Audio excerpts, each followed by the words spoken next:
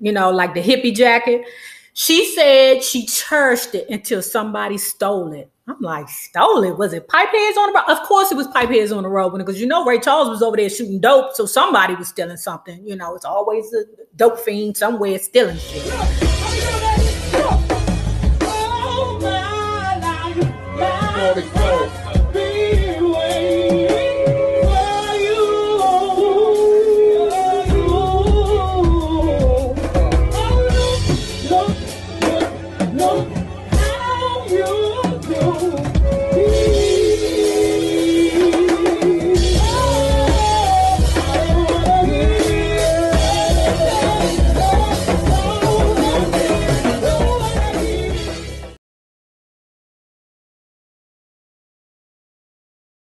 Hello there, love bugs. Hello, Bellas. If you have not already done so, please remember to like, share to Facebook, and subscribe, because it is so important to my success here on the YouTube.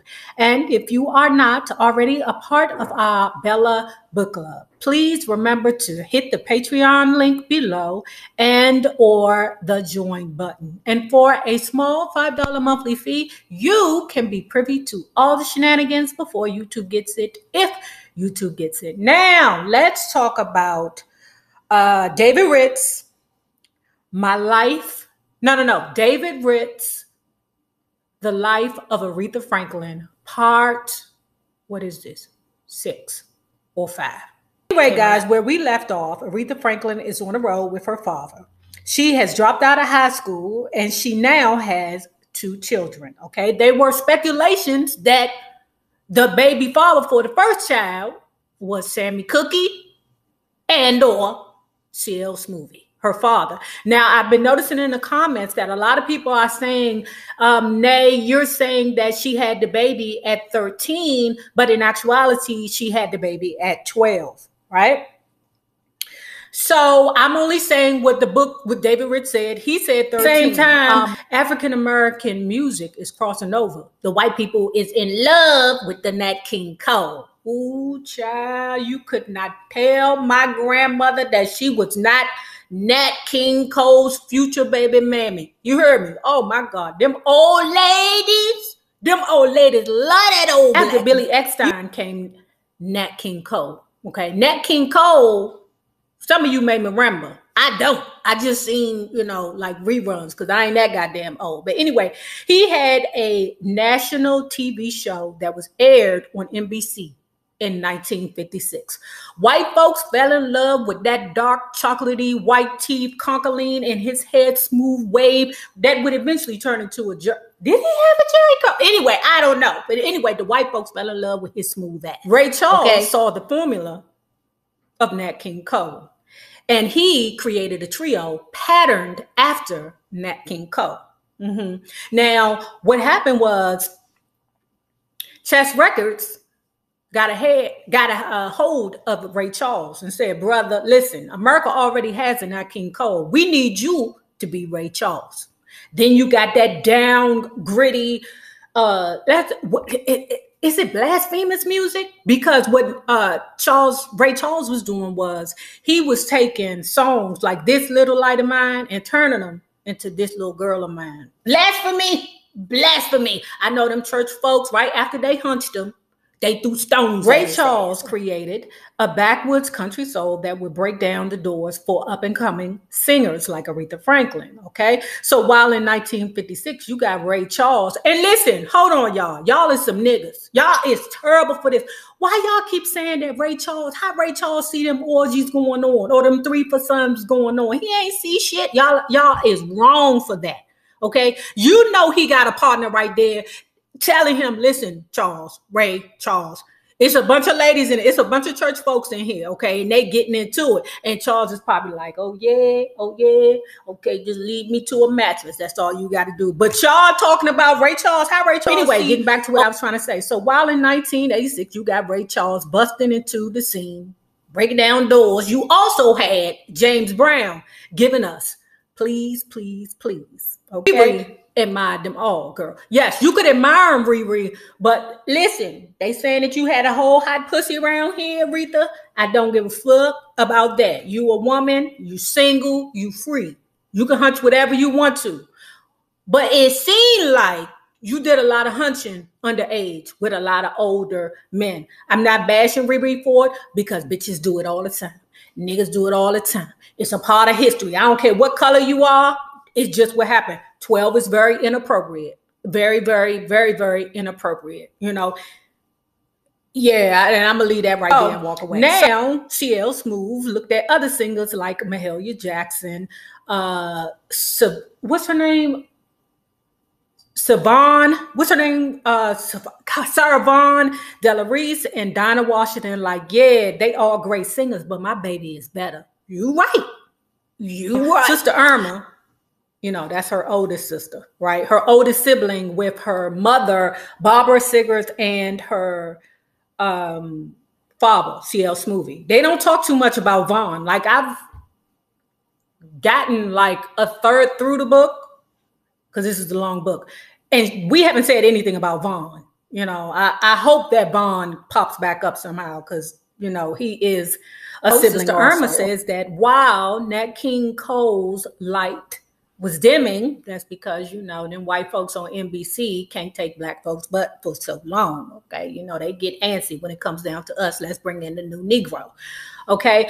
While Nat King Cole's light was dimming, Sam Cookie's was shining.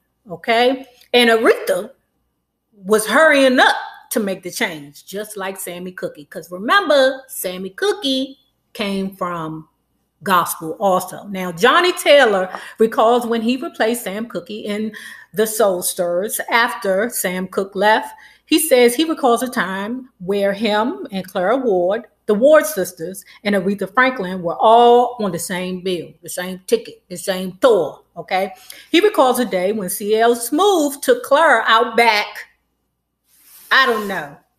That's all he said. He just took her out back to take care of some business. Now, poor Clara, he probably, that daggone Clara was probably wore out. I bet you by the time CL Smooth got through with Clara, she looked like two broken down doors. Blink, if you know what I mean. Two broken down, what kind of door? French doors. And that's what I'm going to say. But Riri, while they all sitting there talking, okay, Pappy ain't dead because, you know, he out there doing whatever it is he do with Clara, but they all sitting around. And Riri is talking about Sammy Cookie. She couldn't wait to follow in his footsteps. Aretha Franklin's brother, Cecil, confirmed what Johnny Taylor said and said that whenever Riri and his sisters would get back off tour with the father, you know, going on tour, the sex circus, as they called it, all she talked about was crossing over, just like her dude, Sammy Cookie. Now, Sammy Cookie wasn't her dude for real. You know, he can't publicly take that little girl out in public, you know, but she loved him. She admired him. I don't know what he did to her when they went into that hotel room, but that lady will not turn on him, okay? She won't say motherfucking thing. So in 1958, Aretha traveled back to California with her father, okay? Within the same time frame, Sammy Cookie invited little Riri back to his home, and Sammy Cookie gave her a fringe jacket. That's what she said. A jacket with fringes on it. You know, the little ones that we used to wear back in the day, you know, like the hippie jacket.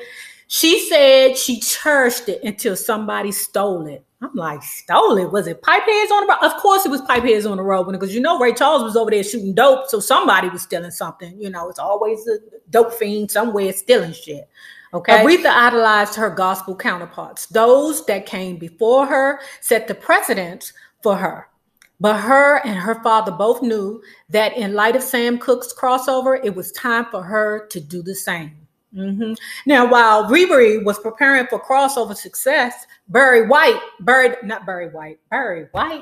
Gordy is over there, okay? And he is concocting his own ideas. And Irma said that because her brother Cecil was still very good friends with Smokey, who y'all know is still very good friends with Barry the Gordy, She said that she started singing for Berry Gordy and doing demos for him. She said she loved being on tour with her father, but when she was home in Detroit, she was a nurse's aide and did some work for Berry Gordy. Now, the song "All I Can Do Is Cry" was what Berry Gordy had in mind for Irma. Okay, Irma didn't want to do it because she was a holy and sanctified woman who didn't want nothing to do with the secular music. Gordy took the song over there to Chess Records and gave it to Etta. Cecil chimes in and said that if Irma would have took that song, it would have been Irma with the first hit record in the family, not Aretha. Okay, so here it is, 1959. Okay, and CL Smoothie has made the choice. God damn it, Riri, we about to get this squab. Okay, we about to cross over from this gospel to secular. Okay, the problem was that Riri was insecure and always nervous about performing in places other than the church, right? So she was like, okay, Pappy, we can do this, but I want you to know that I don't feel right about this because these nightclubs ain't full of nothing but haters, cynics. Okay, as the author put it, haters, as I said, haters always looking for shit to be wrong because you know their whole life is wrong. So they want your life to be wrong too. But anyway, Riri said, I'm going to do it, but I need my father and I need my brother as my support. Cecil said, I'm ready. Let's go. The Pappy had a different path in mind for Cecil, okay? He had other plans, just as he insisted that Irma went to Clark Atlanta. He insisted that Cecil went to Morehouse. Now, at the conclusion of the 1950s, you have Aretha Franklin turning 18. She has custody of her children. I don't know why, because they back home in Detroit, and Big Mama is raising them. She getting a small paycheck from, you know, her gospel royalties, and she is young, single, and free, but not for too much longer. Now, if you have not already done so, please remember to like, share to Facebook, and subscribe. And remember this, the same people that you meet on the way up will always be the same people that you meet on the way down. My naysayers, my patron loves, babies, you have a good one. Peace.